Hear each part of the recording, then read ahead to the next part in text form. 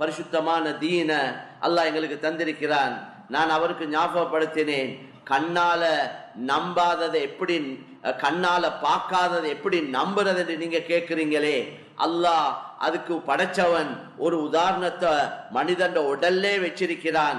கண்ணால பார்க்காத உண்ட மனிதன் நம்ப வேண்டும் என்பதற்காக மனிதன் உடல்ல மறைவாக ரூஹ வச்சிருக்கிறான். ரூஹ கண்ணுக்கு மறைச்சு வச்சிருக்கிறான். அந்த ரூஹ் கண்ணால பார்க்க முடியாத, இதுவரைக்கும் யாரும் கண்ணால பார்க்காத அந்த ரூஹ் ஒவ்வொருத்தருடைய உடல்லையும் இருக்கு. அந்த மறைவான சக்தி தான் இந்த வெளிரங்கத்தில் விளங்கக்கூடிய இந்த அத்தனை உறுப்புகளையும் இயக்கி கொண்டிருக்கிறது. இந்த அத்தனை அசைவுகளும் அந்த மறைவான சக்தியின் மூலம் தான் நடந்து கொண்டிருக்கிறது.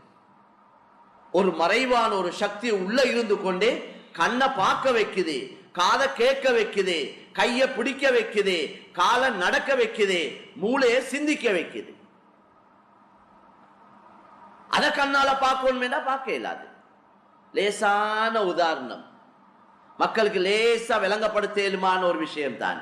படிச்சவங்களுக்கு தான் இது விளங்கும், பாமர மக்களுக்கு விளங்காதது அல்ல, படிக்காத மடையனுக்கும் விளங்கக்கூடிய ஒரு விஷயம்.